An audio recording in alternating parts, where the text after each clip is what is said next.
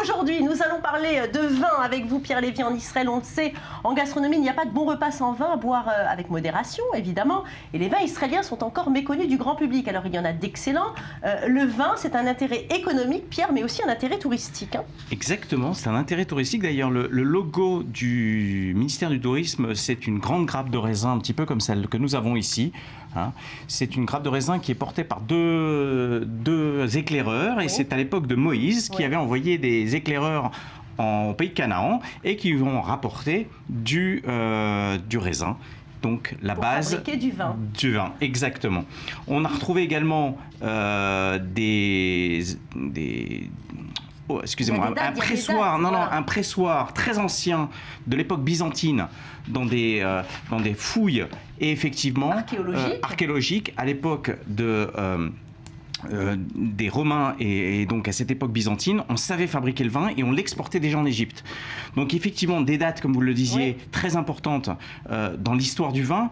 Il faut savoir qu'en 636, quand Saladin est arrivé, on a eu 14 siècles sans vin en Israël. Et puis en 1870, fin du 19e siècle, nous avons le baron Edmond de Rothschild qui apporte des grappes de raisin, des cépages, depuis son château Lafite Rothschild en France, à Bordeaux. Alors justement, quels sont les principaux cépages ici en Israël? Alors, on a beaucoup de différents cépages. On a du Grenache, on a du Cabernet Sauvignon, on a du Syrah, du Petit Syrah. On reste dans des cépages qui sont les cépages traditionnels que l'on a ici avec l'espèce de base du raisin qui est le Vitis vinifera. On a du Chardonnay, du Sémillon, et puis on a de très bonnes choses que nous avons découvert récemment puisqu'il y avait une fête. Justement, on va y aller. Le monde du vin, c'est aussi la gastronomie et l'art. Et cette semaine a eu lieu une foire au vin à Zichron Yaakov, dans le nord du pays, une des plus grandes régions viticoles d'Israël. Des centaines de personnes se sont donné rendez-vous pour découvrir le monde du vin et vous avez découvert des perles rares. Pierre Lévy, regardez, on regarde le sujet que vous avez réalisé en collaboration avec Samuel Calvo.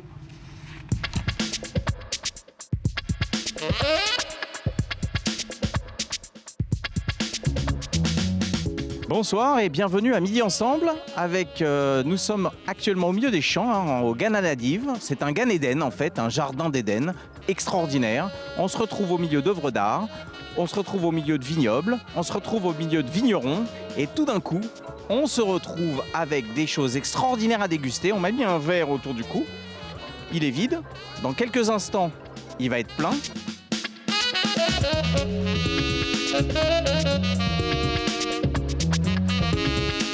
Ici, on est en plein milieu de la route des vins d'Israël. Oui, j'espère. En fait, ça a été comme ça il y a 100 ans. Et pour les dernières 30 ans, les Galilée, les Golan Heights, Judea Mountain, on peut prendre le couronne des meilleurs terroirs en Israël. Et pour moi, ça a été important de reporter le place de cette place. Parce que les barons, quand il est venu avec son énologiste, ils ont savait que c'est bel terroir ici, à côté de la mer, comme la Provence, un peu que la sud de la France. C'est pour ça les cépages qu'on a ici, c'est le Grenache, le Mourvèdre, ça va très bien le Carignan. Une très bonne huile d'olive. Alors nous allons tout de suite goûter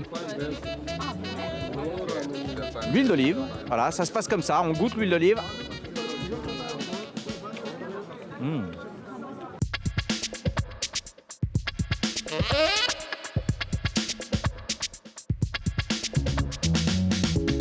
Alors c'est extraordinaire, on est en plein milieu d'Israël et l'actualité nous rejoint puisque Cuba ouvre ses frontières et ici, en plein milieu d'Israël, une sculpture à base de bouteilles de vin par un artiste cubain qui est avec nous. Hello. Bonsoir, enchanté de vous rencontrer, bienvenue en Israël. Alors expliquez-moi, que représente votre œuvre d'art? Ça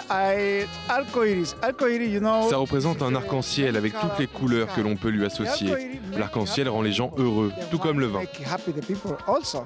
Extraordinaire. Donc nous sommes ici au milieu d'Israël avec un artiste cubain qui m'explique que finalement cette œuvre d'art représente l'arc-en-ciel, la vie, avec ici le verre, les verres que nous avons dans la main, et qui représente le tonneau du vin, c'est-à-dire l'essence et le début de la création de cette magnifique œuvre d'art.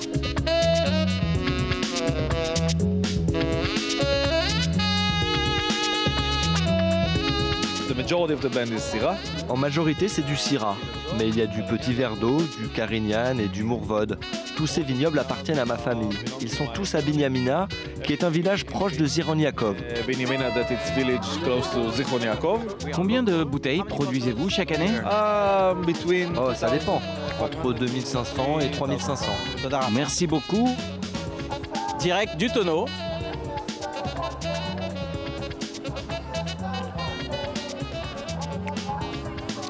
Ça vaut le coup, hein. Je sais pas comment on va terminer la soirée, mais ça vaut le coup.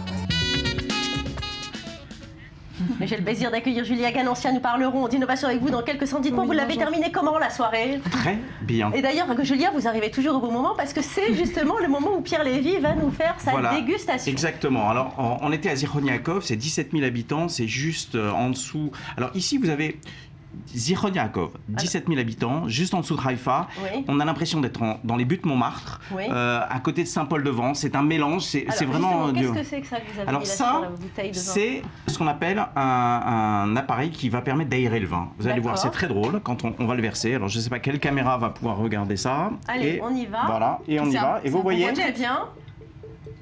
Donc ça permet d'aérer. Alors pourquoi vous avez choisi d'ouvrir cette bouteille, Pierre Lévy? C'est celle que vous préférez? C'est une des perles rares que j'ai découvertes. C'est du Carignan. C'est une petite vigne. Donc, et tous ces vins-là sont cachers, je le précise. Donc pour ceux qui disent que les vins cachers ne sont pas bons, les vins cachers sont très bons.